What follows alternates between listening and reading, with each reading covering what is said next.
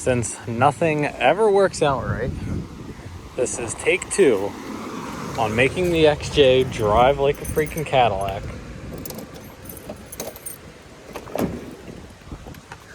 All right, I gotta make sure the U-joints are back here.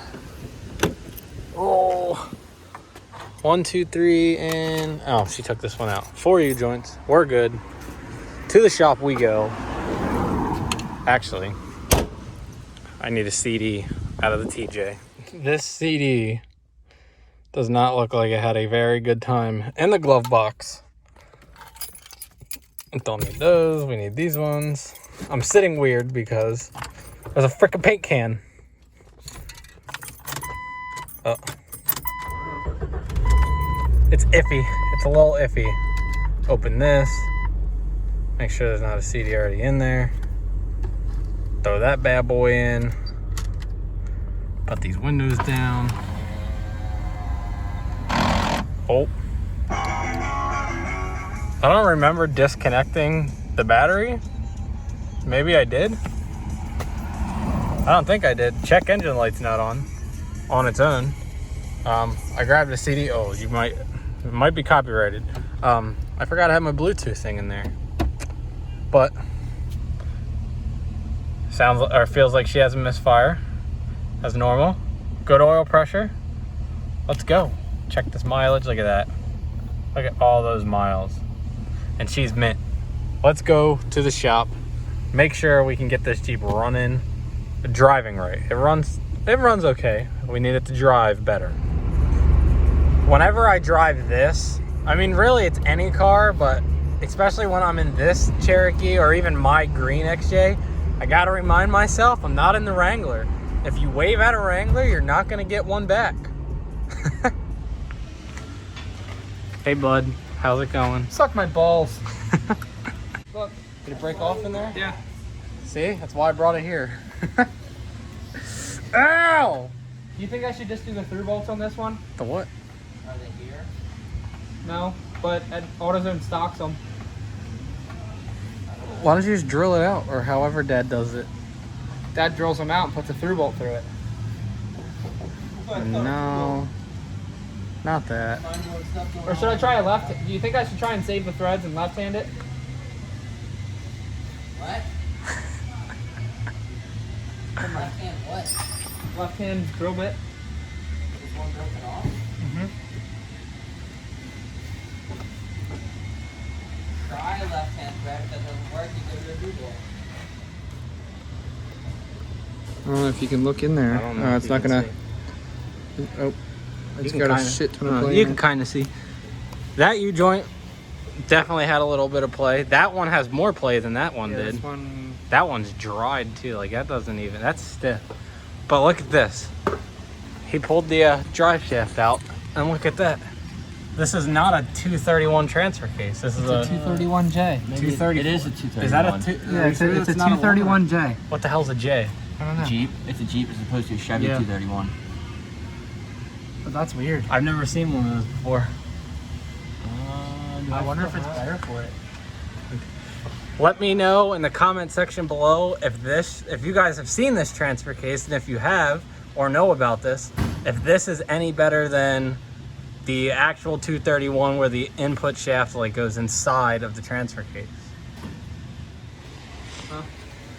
All right, so I definitely never said that this was going to be easier at the shop. Those words never came out of my mouth. But all of the clips, except one, broke off inside here. So we got to get them out. But I think we're just going to change these two for now, and that should fix most, if not all, of the vibration. It doesn't really make any noises. There's some squeaking up front, but that can be determined later if it's a U-joint or not. I don't really know what it is as of now. All the noises this thing makes it every now and then. But this, when we bought this, I figured the Jeep was very clean except this one side. It's the only side I seen. I don't know how I managed to miss that. I seen that one, but not that one. So other than that,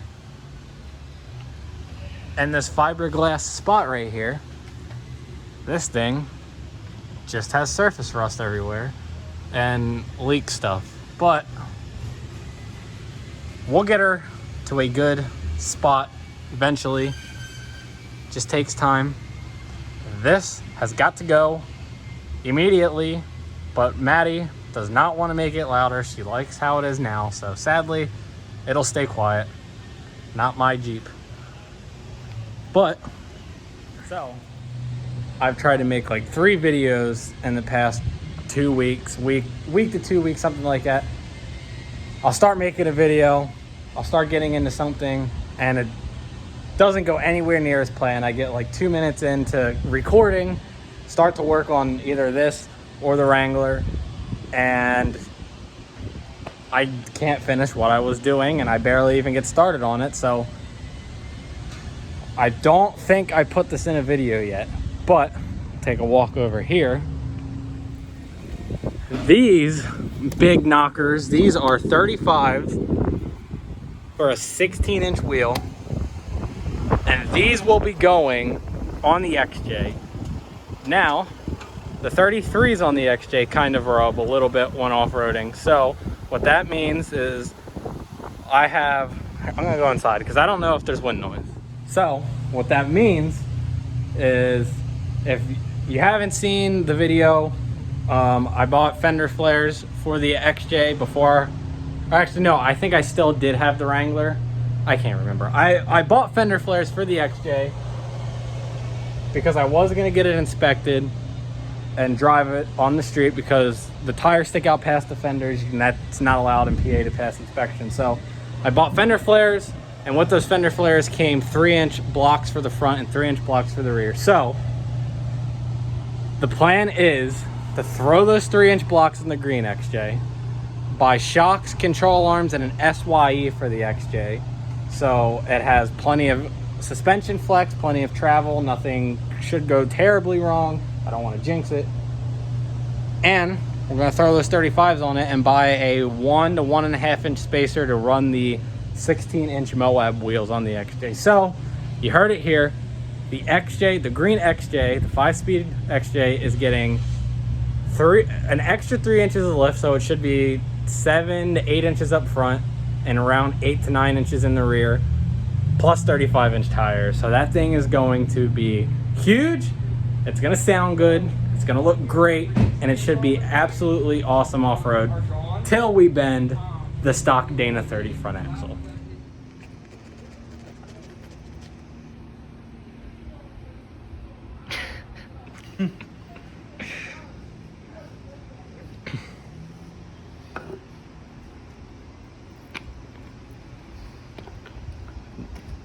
It is not so easy with one hand. Hang on.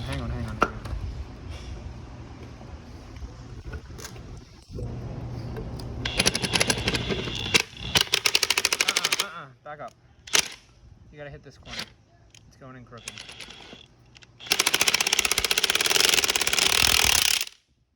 Back up. Right there.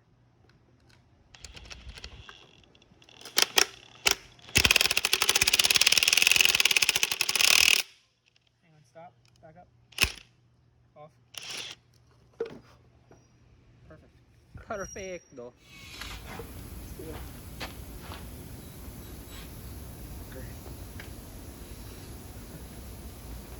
You gonna try to turn it out, or you just drilling it out?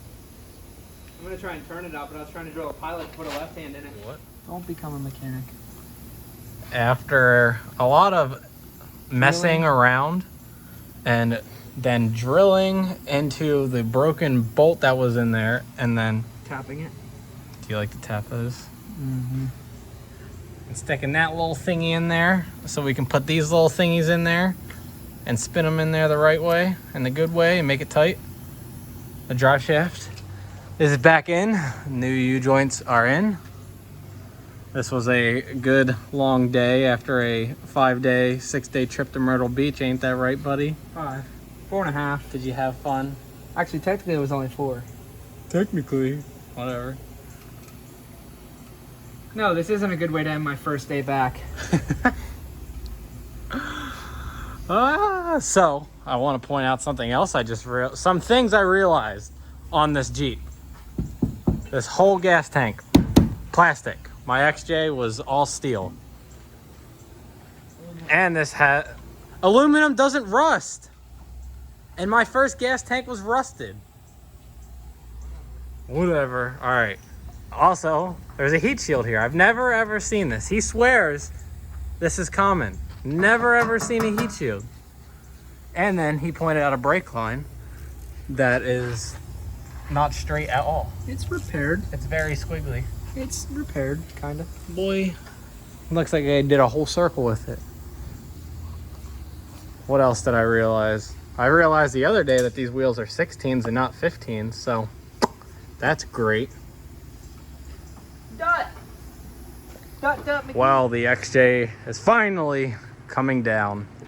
This thing has so much flex. It flexes very, very well.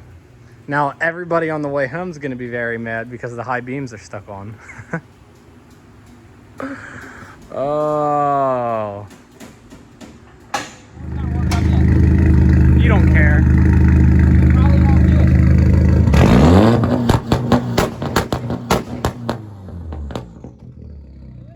Yeah. All right, so the misfire came back. There's no check engine light though. Oh, sorry. There's no check engine light. The misfire came back. But I drove the Jeep around the lot.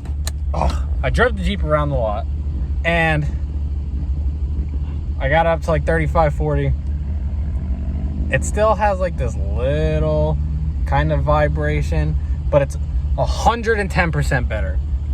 Also, that two-step was on my brother's 1.8T Volkswagen. Nothing really cool, but it's two-step. Kind of, the two-step's cool.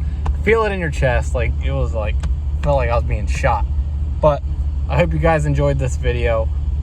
There's another update on the XJ, making small progress on it, little increments of progress. They're stuck on, and there is nothing I can do about it. Like, if I turn it forward, push the switch forward, obviously the light gets brighter, but when I turn it off, nothing happens. So next, we're gonna order a multi-function switch for it. Hopefully get that fixed. Also, I found out why this blinks fast. There's two bulbs in the front turn signal, and only one of them is blinking when both of them are supposed to blink. But that's gonna do it. That is gonna do it for this video, guys. If you're new to the channel, hit the subscribe button down below. We are less than 110 subscribers away from 2,000, which is awesome. It's very possible to grow any channel with any type of content, but I'm very grateful for how much the channel continues to grow with my little bits of uploading that I do. I don't upload a lot. I don't upload often. I just upload when I can and when I do Jeep stuff. So thank you to those of you who subscribe. Thank you to those of you who like the video. And I do recognize the few comments, the few people that do continue to comment on all my videos. Shout out to you guys. But like I said, if you're new to the channel, hit the subscribe button down below. I will see you guys in another Jeep video one day. Peace out.